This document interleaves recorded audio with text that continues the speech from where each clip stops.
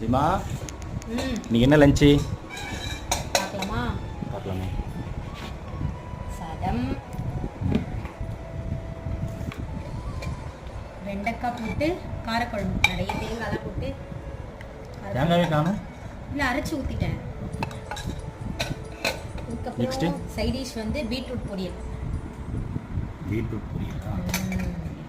அதுக்கப்புறம் டிஃபன் வந்து தோசை. அதுக்கு வந்து வேர்க்கடலை சட்னி. வேர்க்கடலையும் காணும். அரைச்சிட்டேங்க. அரைச்சா தானேங்க சட்னி வரும். அப்புறம் புதினா ஊறுகாய். இது புதினா ஊறுகாவா? ஓகே.